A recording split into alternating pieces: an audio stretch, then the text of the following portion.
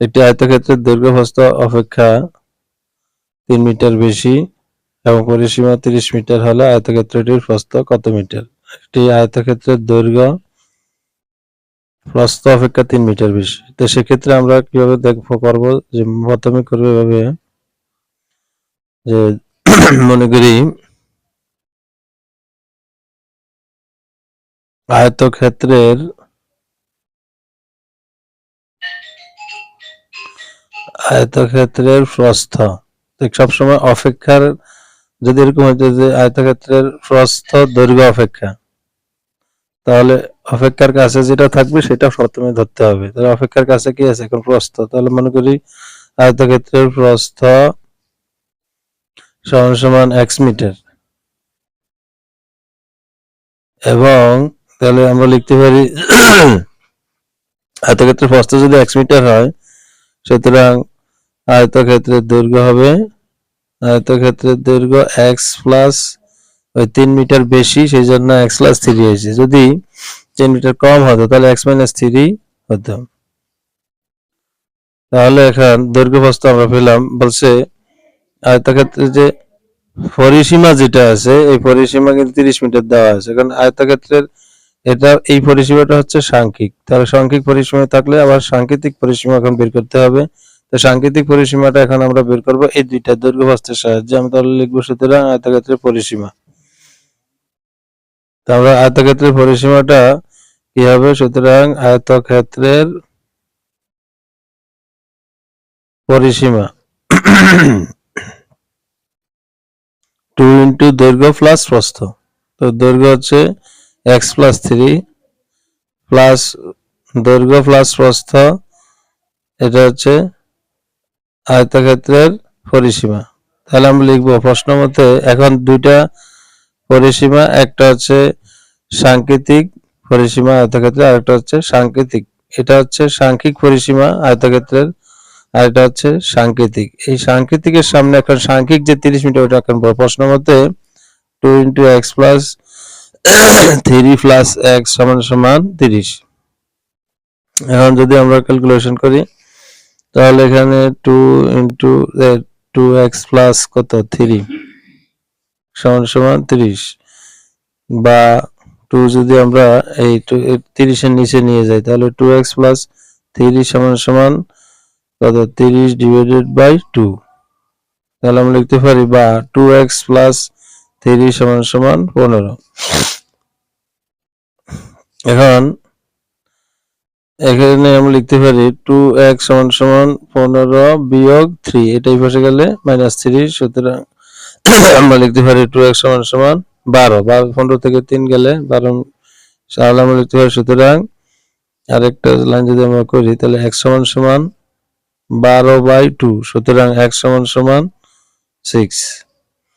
অর্থাৎ x যেটা আমরা যে প্রথমে ধরেছিলাম যে আয়তক্ষেত্রের প্রস্থ কত x মিটার, তো আয়তক্ষেত্রের কিন্তু মূলত প্রশ্নের মধ্যে এটাই আমাদের থেকে চাওয়া হয়েছে যে আয়তক্ষেত্রের প্রস্থ কত মিটার। তো প্রস্থ সুতরাং আমরা লিখবো সুতরাং আয়তক্ষেত্রের প্রস্থ 6 মিটার, এটা হবে অ্যান্সার। এইভাবে দেখা আরেকটা প্রশ্ন এখানে আছে, একটি বর্গের পরিসীমা 12 সেন্টিমিটার হলে এর কর্ণের দৈর্ঘ্য কত? তো একটি বর্গের পরিসীমা 12 সেন্টিমিটার হলে এর কর্ণের দৈর্ঘ্য কত, এটা হলে তাহলে আমরা প্রথমে লিখব, এটার উত্তর করতে গেলে এগুলো সংক্ষিপ্তের মধ্যে খুবই ইম্পর্টেন্ট। তো প্রথমে আমরা লিখব ধরি বা মনে করি যেটা ধরি বর্গের এক বাহুর দৈর্ঘ্য সমান সমান a সেন্টিমিটার। সুতরাং বর্গের পরিসীমা, বর্গের এক বাহুর দৈর্ঘ্য যদি a সেন্টিমিটার হয় তাহলে বর্গের পরিসীমা হবে 4a সেন্টিমিটার। তাহলে a 4a সেন্টিমিটার। এখন আমরা লিখতে পারি প্রশ্ন মতে দুইটা পরিসীমা হলো, একটা হচ্ছে 12 সেন্টিমিটার, এটা হচ্ছে 4 সেন্টিমিটার। দুইটা যেহেতু সমান্তরাল আমরা লিখতে পারি 4a সমান 12। তাহলে a সমান 12 ডিভাইডেড বাই 4, সুতরাং a সমান 3 সেন্টিমিটার। এখন এর কর্ণের দৈর্ঘ্য বলছে, এর কর্ণের দৈর্ঘ্য নির্ণয় করা। তো কর্ণের দৈর্ঘ্যের সূত্র আমরা লিখব, সুতরাং বর্গের কর্ণের দৈর্ঘ্য সমান বর্গের কর্ণের দৈর্ঘ্য সূত্র হচ্ছে √2a। তো √2 তো আছেই, a হচ্ছে 3, তাহলে অ্যান্সার হবে 3√2। এই হলো অ্যান্সার। এতটুকু দিলে 2 পাওয়া যাবে। এরপরে দেখো আরেকটি প্রশ্ন, একটি আয়তাকার ঘরের দৈর্ঘ্য প্রস্থের দ্বিগুণ, দৈর্ঘ্য হচ্ছে প্রস্থের দ্বিগুণ এবং ক্ষেত্রফল এত বর্গমিটার হলে পরিসীমা কত? তো এই ক্ষেত্রে আমরা প্রথমে লিখব, মনে করি বা ধরি, যেটাই বলো, মনে করি আয়তাকার ঘরের প্রস্থ, যেটা শেষে র থাকে। আর একটু আগে বলছিলাম ওই যে অপেক্ষার কথা, অপেক্ষার সাথে যেটা থাকে সেটাকে আগে বিবেচনা করতে হয়। আর এক্ষেত্রে হচ্ছে র যার সাথে থাকবে তাকে আগে বিবেচনা করতে হয়। মনে করি আয়তাকার ঘরের প্রস্থ কত? x metre. সুতরাং আয়তাকার ঘরের দৈর্ঘ্য বলছে দৈর্ঘ্য প্রস্থের দ্বিগুণ, সুতরাং আয়তাকার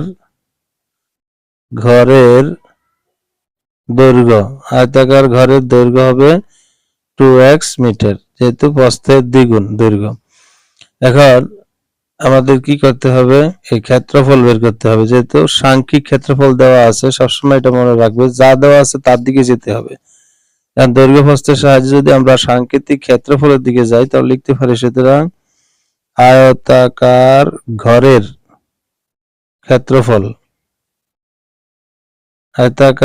ক্ষেত্রফল সমান 2x × x বর্গ মিটার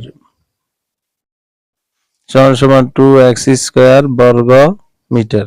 এটা হচ্ছে আয়তাকার ওই ঘরের সাংকেতিক ক্ষেত্রফল। তা আমরা জানি সাংকেতিক ক্ষেত্রফল আর সাংখ্যিক ক্ষেত্র সবসময় প্রশ্নমতে দিয়ে সামনাসামনি বসাতে হয়। তাহলে আমরা লিখবো প্রশ্নমতে 2x² সমান কত দেওয়া আছে? সাংখ্যিক ক্ষেত্রফলটা আছে 450, এটা আমরা এখানে বসিয়ে দিব।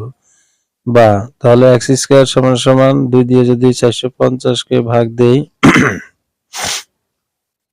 তাহলে আসতেছে 225। বা এখানে এক্সটা রেখে দিতে হবে, তাহলে স্কয়ার ওই পাশে চলে যাবে, ওখানে চলে গেলে এই ডান পাশ থেকে বাম পাশে বা বাম পাশ থেকে ডান পাশে, যেই পাশে যাক, যে এখন আমার বাম পাশ থেকে ডান পাশে যাবে স্কয়ার, তখন কি হবে? এখানে একটা রুট হবে। সুতরাং x সমান আসতেছে 15, অর্থাৎ বোঝা গেল x মানে হচ্ছে প্রস্থ আর ঘরের প্রস্থ হচ্ছে 15 মিটার। তো এখন আমার কি লিখতে হবে? সুতরাং আয়তাকার ঘরের পরিসীমা, যেহেতু আমাদের পরিসীমা বের করতে বলছে, সুতরাং আয়তাকার ঘরের পরিসীমা সমান 2 × দৈর্ঘ্য প্লাস প্রস্থ, 2 × দৈর্ঘ্য প্লাস প্রস্থ, অর্থাৎ 2 × 2 × x এর মান হচ্ছে 15, আবার 15 বসালাম। তাহলে 2 × 15 দুগুণে কত? 30, আবার প্লাস কত? 15, তাহলে 2 × 30 40 45, তাহলে 45 দুগুণে 90। এই হচ্ছে অ্যান্সার। আয়তাকার ঘরের পরিসীমা হচ্ছে 2 × দৈর্ঘ্য প্লাস প্রস্থ, দৈর্ঘ্য হচ্ছে 2x, প্রস্থ হচ্ছে x।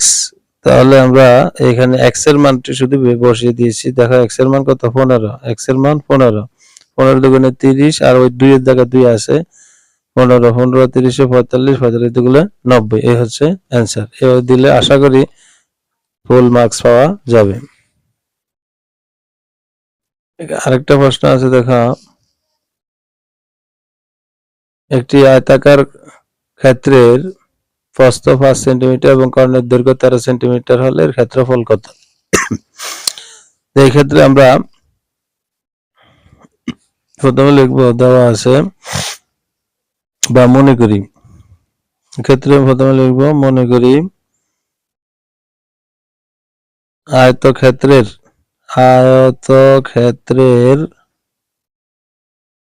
প্রস্থ, আয়তক্ষেত্রের, তো প্রথমে নিয়ম হলো দৈর্ঘ্য ধরা, দৈর্ঘ্য হচ্ছে a সেন্টিমিটার, তারপরে আয়তক্ষেত্রের কত আছে প্রস্থ হচ্ছে b সমান 5 সেন্টিমিটার, যেহেতু দৈর্ঘ্য নাই সেই জন্য আমরা দৈর্ঘ্য সরাসরি ধরলাম। আবার কি আছে, এবং আয়তক্ষেত্রের কর্ণের দৈর্ঘ্য তিনটাই আমরা লিখব। কর্ণের দৈর্ঘ্যকে সাধারণত ডি দ্বারা প্রকাশ করা হয়, এটা হচ্ছে 13 সেন্টিমিটার। এই তাহলে আমরা এখন লিখব যে আয়তক্ষেত্রের কর্ণের দৈর্ঘ্য বলতে আসলে আমরা কি বুঝি। আয়তক্ষেত্রের কর্ণের দৈর্ঘ্য এটা তো আছেই, আমরা জানি আয়তক্ষেত্রের কর্ণের দৈর্ঘ্য, আমরা জানি আয়তক্ষেত্রের কর্ণের দৈর্ঘ্য সূত্রটা হচ্ছে ডি সমান √a² প্লাস b স্কয়ার। আর ডি মানে কি, ডি মানে হচ্ছে 13, বসালাম, ডি এর মান আমরা ব্যবহার করলাম। এরপরে √a² b², a² মানে হচ্ছে a স্কয়ারই, আর b² মানে হচ্ছে 5b²। এখন আমরা যদি উভয় পক্ষকে বর্গ করি তাহলে এখানে আসবে 13² আর এখানে আসবে, এখানে পুরোটা লেখার পরে a² প্লাস কত 25, এটাকে স্কয়ার দিয়ে দিলাম, সামনে লিখব বর্গ করে বা 13² মানে হচ্ছে 169, এখানে স্কয়ার রুটে কাটা গেলে থাকবে স্কয়ার প্লাস কত 25, বা আর আমরা যদি সাইড চেঞ্জ করি তাহলে স্কয়ার প্লাস 25, যেহেতু এর মান লাগবে তাহলে আমরা সাইড চেঞ্জ করলাম, 169 ওই পাশে গেল আর এটা পুরোটা এই পাশে আসলো, পুরোটা একসাথে ঘুরলে কিন্তু চিহ্ন চেঞ্জ হয় না সাধারণত। তাহলে a² সমান কত 169 মাইনাস 25, 169 মাইনাস যদি 25 হয় তাহলে থাকতে আছে কত a² সমান 9 থেকে 5 গেলে 4, 4 থেকে 2 গেলে 4, 1।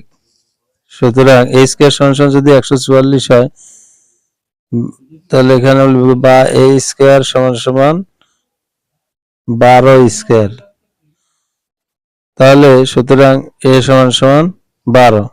এখন a পেলাম আমরা কত, a বলছে যে কর্ণের দৈর্ঘ্য বের করা, কর্ণের দৈর্ঘ্য তারা দিয়ে দিছে, আমাদেরকে বের করতে হবে ক্ষেত্রফল। প্রশ্ন হচ্ছে ক্ষেত্রফল বের করতে হবে, তো ক্ষেত্রফলের মধ্যে তারা কিন্তু আমাদেরকে দৈর্ঘ্য দেয় নাই, প্রস্থ দিছে, এখন আমরা দৈর্ঘ্য বের করে নিয়েছি। তাহলে আমরা এখন লিখব সুতরাং আয়তক্ষেত্রের, আমরা দিক দিয়ে করি, সুতরাং আয়তক্ষেত্রের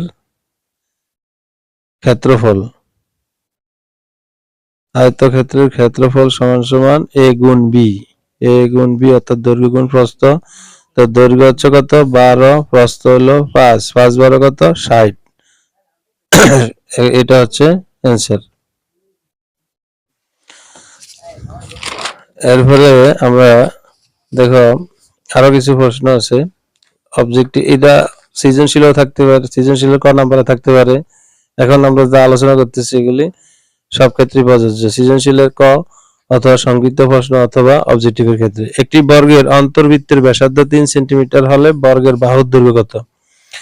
বর্গের অন্তর্বৃত্ত, বর্গ অর্থাৎ একটা বর্গ তোমরা কল্পনা করবে এভাবে যে যেটার চার বাহু সমান, এরকম একটা বর্গ আঁকলাম, এর মধ্যে যদি আমরা একটা বৃত্ত কল্পনা করি এরকম ভাবে, তো বৃত্তের অন্তর্বৃত্তের ব্যাসার্ধ, অর্থাৎ এখানে যদি কেন্দ্র ধরি, কেন্দ্র থেকে এটা হচ্ছে ব্যাসার্ধ। এখন ব্যাসার্ধ কত দিছে 3, হলে বর্গের বাহুর দৈর্ঘ্য কত? তো বর্গের বাহুটা কিরকম, বর্গের বাহু হচ্ছে এই যে এটা, তো এইটার সমান যদি আমরা এখন এই 3 কে যদি আবার এখানেও করি তাহলে এটা কি হয়ে গেল, সমান হয়ে গেল, এখান থেকে এখান থেকে সমান হয়ে গেল।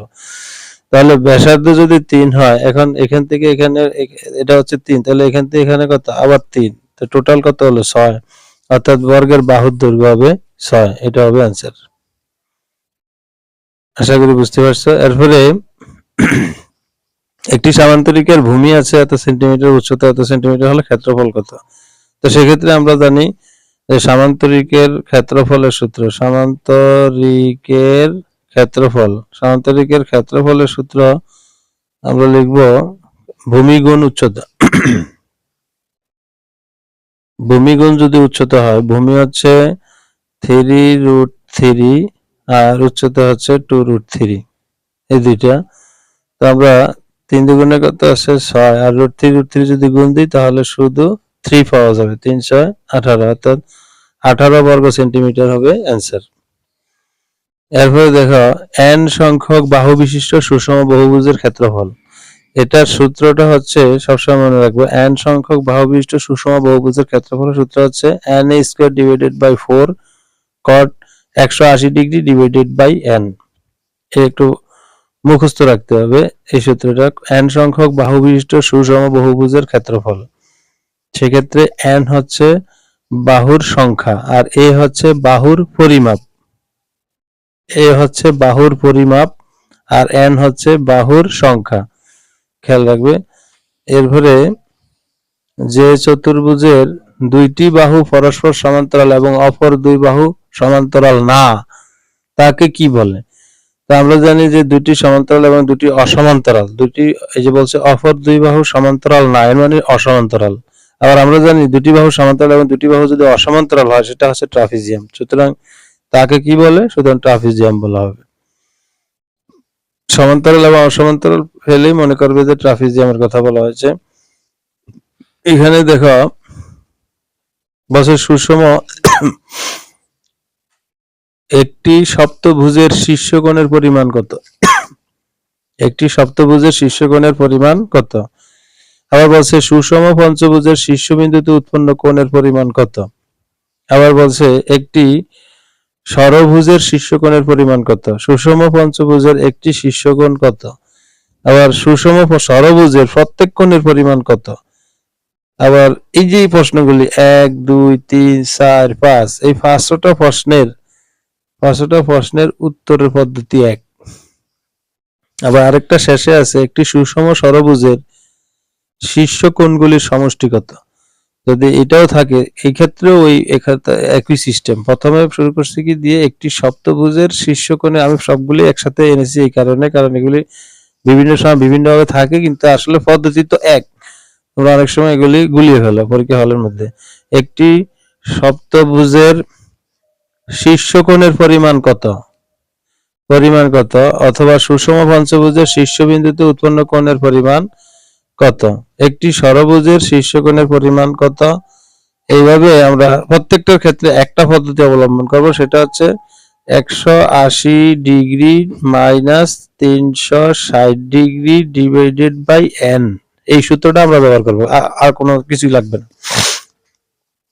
তাহলে দেখো একটি সপ্তভুজের শীর্ষকোণের পরিমাণ, সপ্তভুজ, এখানে এই n এর মান কিন্তু 7 হবে সেক্ষেত্রে। তাহলে আমরা এখন এই ক্যালকুলেটর ব্যবহার করে আমরা দেখাতে পারি। দেখা তো সেক্ষেত্রে আমরা then 180 degree 180 minus 360 divided by n মানে হচ্ছে 7, যেহেতু সপ্তভুজ বলতে n এর মান 7, তাহলে মান হবে কত? 128 আর হচ্ছে 0.5, তাহলে 0.5 যদি আমরা 1 বাড়িয়ে দেই তাহলে হবে কত? 6, অর্থাৎ 128.6, এটা হবে অ্যান্সার। আমরা জানি যে দশমিকের পরে সাধারণত এক ঘর বাড়িয়ে দিলে আর পরের গুলি নিতে হয় না, সুতরাং 128 যদি আমরা 5 দেই, আবার দশমিকের আগে যদি দেখো এখানে 4 থেকে বড় মান আছে, এই জন্য আমরা দশমিকের পরের সংখ্যাটা বাড়িয়ে দিব, এটা হচ্ছে নিয়ম। যেহেতু এখানে 4 থেকে বড় আছে, এর একটা নিয়ম আছে আসন্ন মানের ক্ষেত্রে, তাহলে এখানে 0.5 হয়ে যাবে 0.6, অর্থাৎ 128.6। আবার আছে সুষম পঞ্চভুজের শীর্ষবিন্দুতে উৎপন্ন কোণের পরিমাণ কত, তো এখানেও কিন্তু এই সূত্র এটাই ব্যবহার হবে। সেক্ষেত্রে পঞ্চভুজের ক্ষেত্রে এখন n এর মান হয়ে যাবে কত? 5, অর্থাৎ 180 মাইনাস 360 ডিভাইডেড বাই 5। ওই n এর মান পঞ্চভুজ হলে 5, ষড়ভুজ হলে 6, সপ্তভুজ হলে 7, অষ্টভুজ হলে 8, এভাবে চেঞ্জ হতে থাকবে। তাহলে এখানে কত আসলে? এখন 108, তাহলে এটার অ্যান্সার হবে এই যে 108 এভাবে। এখানে দেখা আছে একটি ষড়ভুজের শীর্ষকোণের পরিমাণ কত। তাহলে ষড়ভুজ এখানে যে তাহলে n এর মান কত হবে, তাহলে ওই যে আমরা প্রথমে 180 degree minus 360 degree divided by n, এখন ষড়ভুজ মানে n এর মান 6, তাহলে আমরা কত সহজে বের করতে পারি না, 180 মাইনাস 360 ডিভাইডেড বাই 6, তাহলে কত আসলো 120। হ্যাঁ 120, তাহলে 120 হবে অ্যান্সার। এই যে 120 আছে। সুষম পঞ্চভুজ এর ক্ষেত্রে তাহলে কত, পঞ্চভুজ তাহলে এখানে 5 হবে, 5 দিলে আসবে কত 108, একটু আগে আমরা যেটা দেখলাম। অথবা এটা একই প্রশ্ন, এই যে এই প্রশ্নটা আর এই প্রশ্নটা কিন্তু একই, অর্থাৎ সিস্টেম কিন্তু ভিন্ন দেখো। একটি বলছে সুষম পঞ্চভুজের শীর্ষবিন্দুতে উৎপন্ন কোণের পরিমাণ কত, আবার এখানে বলছে সুষম পঞ্চভুজের একটি শীর্ষকোণ কত।